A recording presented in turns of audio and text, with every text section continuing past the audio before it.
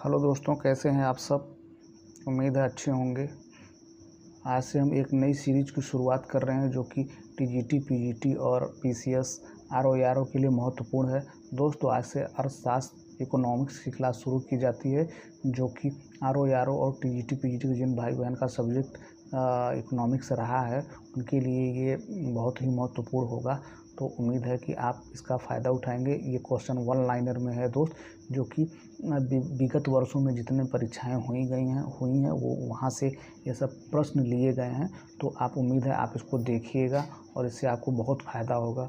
बहुत सारे एग्ज़ाम में ये क्वेश्चन पूछे जाएंगे, मोस्टली टीजीटी, पीजीटी और आरओ और पीसीएस के एग्ज़ाम के लिए मोस्ट इम्पॉर्टेंट है। आप इसको देख सकते हैं। अगर आपका आरओ का एग्ज़ाम है तो उसके लिए भी मोस्ट इम्पॉर्टेंट है। आप आरओ के लिए भी देख सकते हैं। आप टीजीटी, पीजीटी के लिए तो बहुत ही ज़रूरी है और पीसीएस के लिए भी देख सकते हैं। सबसे ज़्यादा जो ज़रूरी है वो टीजीटी, पीजीटी के लिए है।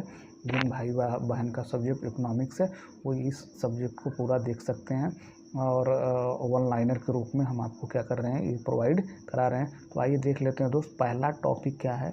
अर्थशास्त्र का पहला टॉपिक क्या है, आर्थिक सिद्धांत। तो आर्थिक सिद्धांत के जितने भी क्वेश्चन बन रहे हैं दोस्त, तो हम आपको प्रोवाइड करा रहे हैं वन लाइनर के रूप में। तो आइए देख लेते हैं दोस्त, क्या है पहला क्वेश्चन। क्या है दोस्त, पहला क्वेश्चन है किसे अर्थशास्त्र में धन माना जाता है। तो वो कौन सी चीज़ है दोस्त जिसको कि अर्थशास्त्र में धन माना जाएगा भैया। तो वो धन किसको माना जाएगा, आभूषण को माना जाएगा। आभूषण को धन माना जाएगा। सूर्य की किरण है तो उसको धन नहीं माना जा सकता। माँ की मातृत्व को धन नहीं माना जा सकता। एक पेड़ की छाया को धन नहीं माना जा सकता।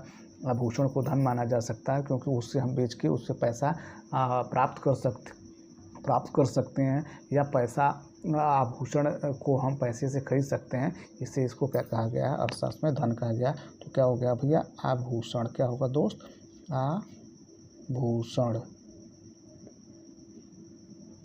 ठीक है दोस्त, ठीक है। अगला क्वेश्चन देखते हैं मित्र। अगला क्वेश्चन क्या है, अर्थशास्त्र की व्याख्या करते हुए किसने कहा है कि यह जीवन के साधारण व्यवहार में मानव जाति का अध्ययन करता है। तो यह स्टेटमेंट किस अर्थशास्त्री का है दोस्त, यह बात किसने कही है कि अर्थशास्त्र जो है वो मानव के साधारण व्यापार में मानव जाति का अध्ययन करता है। तो ये स्टेटमेंट, ये परिभाषा और ये बात जो है किसने कहा है, तो ये भैया कहा है मार्शल ने। किसने कहा भैया, मार्शल ने कहा। ठीक है दोस्त, ठीक है। आइए देखते हैं अगला क्वेश्चन। अगला क्वेश्चन क्या है भैया, तीसरा क्वेश्चन, अर्थशास्त्र प्रारंभिक तौर पर अध्ययन करता है। अर्थशास्त्र में मोस्टली मतलब किसका अध्ययन किया जाता है। अर्थशास्त्र से आप क्या समझते हैं कि मतलब किस सब्जेक्ट का इसमें अध्ययन किया जाता होगा, किस चीज़ का सब अध्ययन किया जाता होगा। तो इसमें अध्ययन किया जाता है भैया धन का। किसका किया जाता है भैया, धन का। धन का अध्ययन किया जाता है किसमें, अर्थशास्त्र में धन से संबंधित क्रियाओं का अध्ययन किया जाता है। ठीक है दोस्त, आइए देखते हैं क्वेश्चन नंबर चौथा क्या है भैया, क्वेश्चन नंबर फोर्थ देख लेते हैं मित्र। क्वेश्चन नंबर फोर्थ क्या है, अर्थशास्त्र की किस परिभाषा के लिए उसे घृणित विज्ञान कहकर आलोचना की गई है। किस क्या कहकर हुई, अर्थशास्त्र की परिभाषा के लिए उसे, अर्थशास्त्र की किस परिभाषा के लिए उसे घृणित विज्ञान कहकर आलोचना की गई भैया। तो कौन सी परिभाषा दी गई है अर्थशास्त्र में जिससे उसे घृणित विज्ञान कहकर पुकारा गया भैया। तो अर्थशास्त्र धन का अध्ययन करता है। अर्थशास्त्र धन का अध्ययन करता है। ये परिभाषा दी गई है जिसके लिए अर्थशास्त्र को घृणित विज्ञान कहकर पुकारा गया है कि अर्थशास्त्र जो है वो किसका विज्ञान है भैया, धन का विज्ञान है। ठीक है दोस्त, आइए देखते हैं अगला क्वेश्चन। क्वेश्चन नंबर पाँचवा, अर्थशास्त्र में किसे उत्पादक माना जाता है भैया। अर्थशास्त्र में क्या, कौन है ऐसा जिसे उत्पादक माना जाए। तो भूमि को जोतना। किसको भैया, भूमि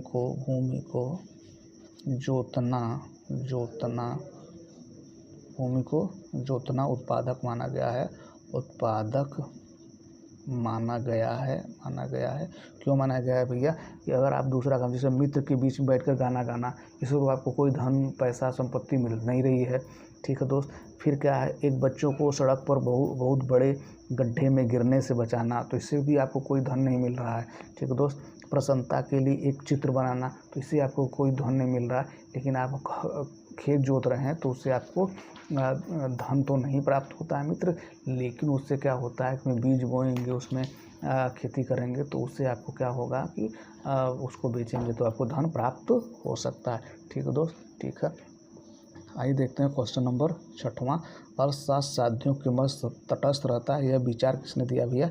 यह विचार किसने दिया है दोस्त? क्वेश्चन नंबर 6 ये दिया है रॉबिन्स ने, लियोनिस रॉबिन्स। किसने दिया भैया? रॉबिन्स ने दिया है। ठीक है दोस्त, किसने दिया है? किसने यह विचार दिया? अर्थशास्त्र साध्यों के मध्य तटस्थ रहता है, यह विचार किसने दिया है? किसने दिया भैया? ये दिया है रॉबिन्स ने। ठीक है दोस्त, ठीक है। अब आइए देखते हैं दोस्त क्वेश्चन नंबर 7वां। क्वेश्चन नंबर 7वां देखते हैं दोस्त। क्वेश्चन नंबर 7 देखते हैं। आइए देखते हैं क्वेश्चन नंबर 7वां क्वेश्चन क्या है भैया? 7 क्वेश्चन नंबर दोस्त, 7 क्वेश्चन नंबर देखते हैं। क्वेश्चन नंबर 7वां क्या है? कौन भौतिक परिभाषा के अंतर्गत नहीं है? कौन भौतिक परिभाषा के अंदर नहीं है भैया? तो ये है आपका, कौन भौतिक परिभाषा के अंदर शामिल नहीं किया गया है? तो यह है रॉबिन्स की परिभाषा को। किसकी परिभाषा को नहीं किया गया? भौतिक परिभाषा के अंदर नहीं शामिल किया गया है, वो है रॉबिन्स की परिभाषा को। रॉबिन्स की परिभाषा को, रॉबिन्स की परिभाषा को भौतिक परिभाषा के अंतर्गत सम्मिलित नहीं किया गया। अगला क्वेश्चन दोस्त, साम्य फर्म की अवधारणा किसने दी है दोस्त? साम्य फर्म की अवधारणा किसने दी है दोस्त? तो ये दी है आपका पीगू ने। किसने दी है दोस्त? किसने दी है? तो ये दी है पीगू ने। किसने दी है भैया? पीगू ने। ठीक है, ठीक है दोस्त। आइए देखते हैं 9वां क्वेश्चन दोस्त। 9वां क्वेश्चन क्या है? एक सिद्धांत है। एक सिद्धांत क्या है? एक सिद्धांत जो है वो है एक प्रमाणिक परिकल्पना जिसका परीक्षण वगैरह कर लिया गया हो। क्या भैया? एक प्रमाणिक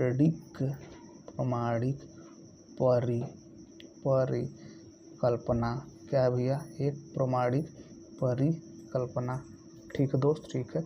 अगला क्वेश्चन देखते हैं दोस्त। अगला क्वेश्चन नंबर 10 क्या है भैया? क्वेश्चन नंबर, यदि एक सीधी मांग रेखा एक वक्र रेखी मांग वक्र को स्पर्श करती है तो दोनों मांग वक्रों की लोच स्पर्श बिंदु पर होगी। क्या होगी दोस्त? क्या होगी? तो ये होगी एक ही होगी। ठीक है, क्या होगी भैया? एक ही होगी। क्या होगी दोस्त? एक ही होगी। कैसे एक ही होगी? आइए देख लेते हैं। ये देखिए क्या है, ये देखिए ऐसे बनेगा। ठीक है, तो आप क्या करेंगे, एक ऐसे लाइन ड्रॉ करते हैं। ये हो गई आपकी क्या, यहाँ हो जाएगा आपका क्वांटिटी और यहाँ हो जाएगा आपका प्राइस। ठीक है दोस्त, इसको आप क्या करें, वो हो गया, ये हो गया आपका क्यू, ये हो गया आपका एम। ठीक है, ऐसे आप क्या करते हैं, ऐसे आप ड्रॉ करते हैं। तो जो लाइन होगी ये क्या होगी, वो क्या होगी, आप पी जो बिंदु है इससे होकर जाएगी। ये देखिए यहाँ से एम से जब क्यू पे आएंगे तो डी बिंदु कहीं पे न मिलेगा, तो ये है। ठीक है, अगला क्वेश्चन देखते हैं दोस्त। अगला क्वेश्चन नंबर 11, अर्थशास्त्र चुनाव का विज्ञान है, यह किसने कहा है? यह किस अर्थशास्त्री ने कहा है भैया? तो ये कहा है रॉबिन्स ने। किसने कहा भैया? और रॉबिन्स ने कहा है कि अर्थशास्त्र जो है सिलेक्शन का विज्ञान है, चुनाव का विज्ञान है, चॉइस का विज्ञान है। ठीक है दोस्त, अगला क्वेश्चन देखते हैं दोस्त 11। क्वेश्चन नंबर 11 क्या है दोस्त? क्वेश्चन नंबर 11, आर्थिक सिद्धांत में सेरिटिस पैरिबस का शब्द बताता है। सेटेरिस पैरिबस का क्या अर्थ होता है दोस्त? तो ये होता है, इसका अर्थ होता है दोस्त, अन्य बातें स्थिर रहें। क्या है दोस्त? अन्य बातें स्थिर रहें। ठीक है दोस्त, अन्य बातें स्थिर रहें। सेटेरिस पैरिबस का अर्थ होता है दोस्त, अन्य बातें स्थिर रहें। क्वेश्चन नंबर 13 क्या है दोस्त? किसी विशिष्ट विषय से संबंधित समस्त प्रासंगिक तथ्यों को एक साथ संग्रहित करने वाले अर्थशास्त्र को कहा जाता है भैया? क्या कहा जाता है दोस्त? क्या कहा जाता है? तो ये कहा जाता है विश्लेषणात्मक अर्थशास्त्र। क्या कहा जाता है भैया? विश्लेषणात्मक अर्थशास्त्र। क्या कहा जाता है मित्र? विश्लेषणात्मक अर्थशास्त्र। ठीक है दोस्त, आइए देखते हैं क्वेश्चन नंबर 14। क्वेश्चन नंबर क्या देखते हैं दोस्त? क्वेश्चन नंबर 14 देखते हैं। क्या है क्वेश्चन नंबर क्या है भैया? मकड़ जाल मॉडल के अनुसार अस्थायी संतुलन की अवस्था किस स्थिति में प्राप्त होती है दोस्त? किस स्थिति में प्राप्त होती है? तो ये प्राप्त होती है दोस्त, ये प्राप्त होती है मांग आधिक्य तथा मांग लोच। मांग आधिक्य एवं मांग लोच क्या है? मोर देन होगा पूर्ति लोच से। ठीक है दोस्त, क्या कह रहा है? मकड़ जाल मॉडल के अनुसार स्थायी संतुलन की अवस्था किस स्थिति में प्राप्त होती है? उस स्थिति में प्राप्त होती है जो दोस्त जब मांग आधिक्य क्या होता है? पूर्ति लोच से अधिक होता है। ठीक है दोस्त, ठीक है। क्वेश्चन नंबर 15 देखते हैं दोस्त। आंशिक संतुलन दृष्टिकोण को कहते हैं, आंशिक संतुलन दृष्टिकोण को क्या नाम दिया जाता है भैया? आंशिक संतुलन दृष्टिकोण को क्या नाम दिया जाता है दोस्त? इसको कहा जाता है मार्शलियन दृष्टिकोण। क्या कहा जाता है भैया? मार्शलियन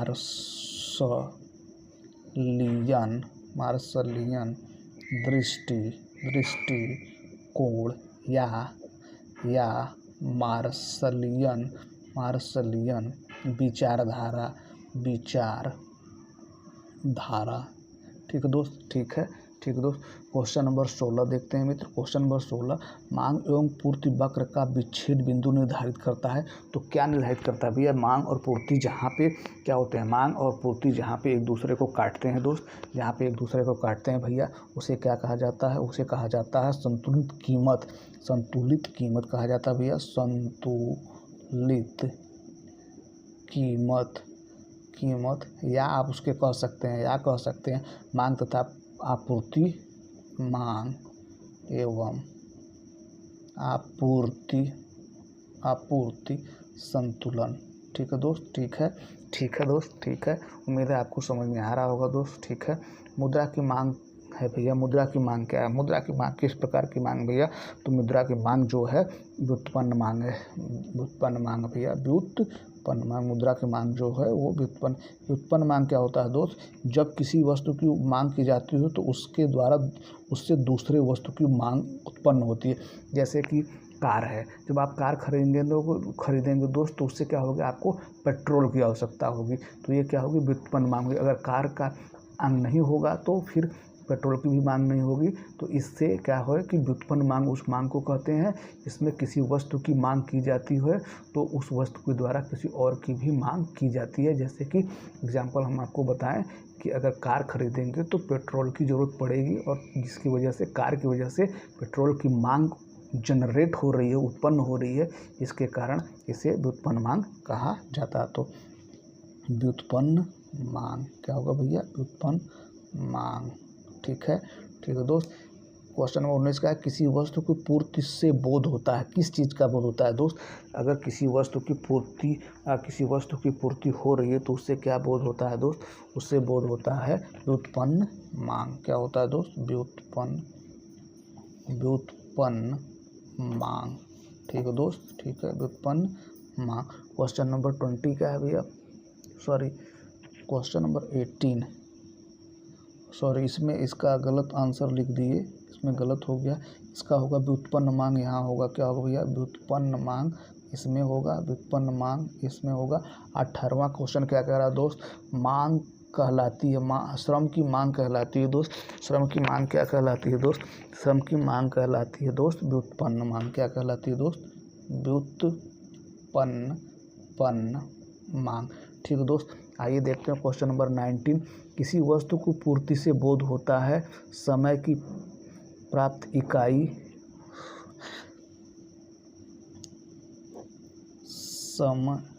ये सही है दोस्त, गलती हो गया। व्युत्पन्न मांग है दोस्त, ये हो गया। 19वां क्वेश्चन गलत हुआ है। 19 क्वेश्चन क्या हुआ दोस्त? 19 क्वेश्चन एक बार करेक्शन कर लीजिएगा। 19 क्वेश्चन क्या? किसी वस्तु को पूर्ति से बोध होता है। किस बात का बोध होता है दोस्त? किसी वस्तु की पूर्ति से क्या होता है? समय की प्रति इकाई पर मूल्य,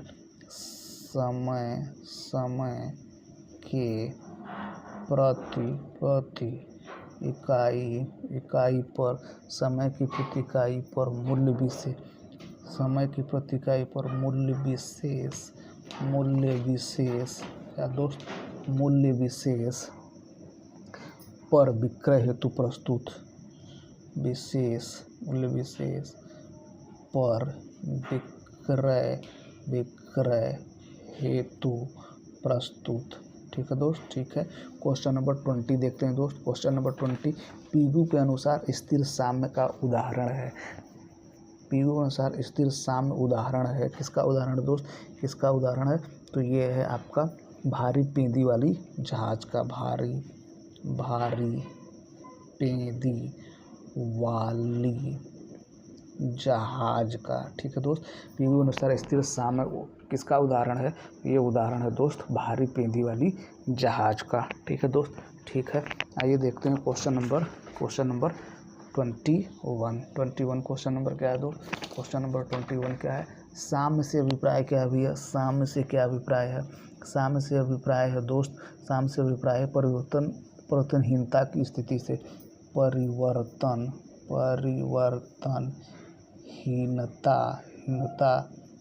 की स्थिति से, किससे भैया, परिवर्तनहीनता की स्थिति से है। ठीक है दोस्त।